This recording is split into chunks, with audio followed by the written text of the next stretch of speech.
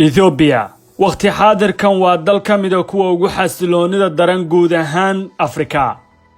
dagaal socda wax ku dhow sanad ayaa ka holcaya dalkan gobolada dalka kan Soomaalida ma ahan tobanka kale qaraxa baaruud iyo rasaasta ayaa gaadhay ciidamada federaalka Ethiopia oo kaashanaya kuwa qowmiyadaha iyo shacabka hubaysan ayaa dagaal aan dhamaadkiisa la aqoon kula jira kooxda TPLF ee talada Ethiopia gacanteeda ay ka baxday bishii Abriil ee sanadkii 2018 hase yeeshee hadda u hardamaysa inay mar kale talada la wareegto dagaalka ayaa dib u soo cusboonaaday kadib markii Tigreegu ay ku fideen gobolada Amxaarada iyo Xanfarta halkaas oo furimo cusub oo dagaal ay ka furmeen inkasta oo TPLF khasaare ba'ani ka soo gaaray haddana wali waxa ay wadaan iska caabinta guluf ka socda xaaladda taagan ayaana keentay in wada hadal laga galo laguna fakaro hadda xalku sida uu yahay dawladda Jarmalka ayaana garwadeen ka noqotay arrinta weyn ee wada hadallada ah iyadoo oo Mareykanku uu dhawaan la xaqiijiyay in uu iyada u gadaal fariistay iyadana uu marayo dhammaan wada xaajoodyadu nooc ay yihiin waxa xogaha lagu helay in xisbiyada mucaaradka ee ka dhanka Abiy Ahmed iyo TPLF labaduba ay kulan la qaateen wafdi ka socda Jarmalka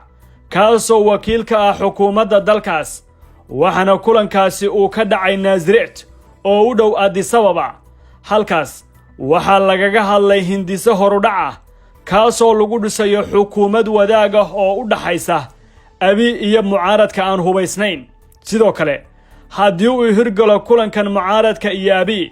waxa lagu dari doonaa wada hadalka madaxda kililada dalkaas si loogu guuro dawladda ganaan dalkan u horseeda Jarmalku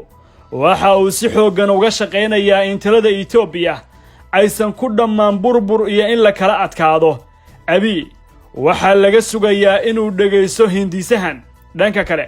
Mareykanka ayaa isaguna soo jeedinaya qorshe kale kaasoo kaga dalbanaya Abiy ku dhawaaqista xabad joojin 4 maalmood gudahood iyo intii TPLF gobolkooda loo daayo lagana wada hadlo dhisma xukuumad xilgaarsiin ah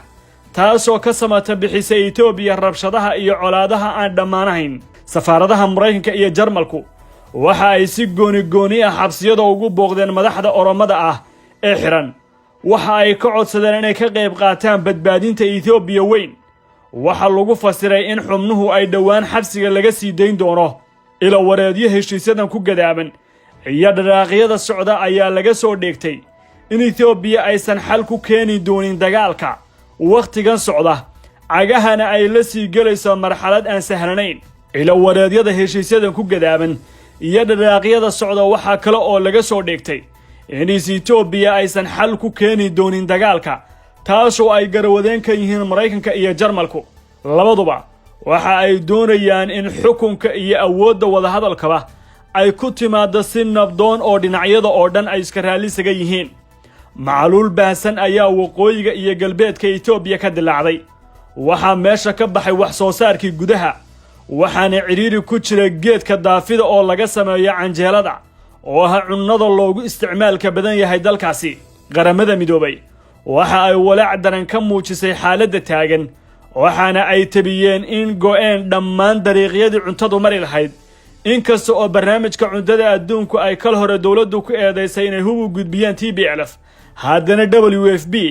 ayaa isha ugu xoogan ee quudisa kumanaanka barakacay ee gudaha dalka Ethiopia ku firqsan marxaladdu hadda waxa ay u muuqataa in Ethiopia ay taagan tahay isgoys 7 maalmood ee nugu soo wajahan ugu badnaana ay tahay in ay laba jid mid qaado inay hulaaqdo ayna taabato salaanka siyaasadeed ee ah burburka iyo dagaalada qowmiyaduhuna ay noqdaan kuwa qabiil u dirira iyo dhinaca kale in xukunka Ethiopia isbedel ku yimaado awood qaybsi la helo ama Abiy Ahmed laftirkiisa lagu gorgortamo inuu xafiiska baneeyo Transfer Galaxy waxa iga caawisay inay si kan xiriir fiican aniga ee asxaabtay iyo waalidkayga Transfer Galaxy waxaan u doortay sida uu u sahlan yahay iyo sida uu u dhaqso badan yahay ma jeceshahay inaad barato Qur'aanka Kariimka ah iyo culumta shariicada ugu kaalay markaska Nuurayn Online oo baro adigoo gurigaaga jooga Qur'aanka higaada iyo culumta kale islaamka.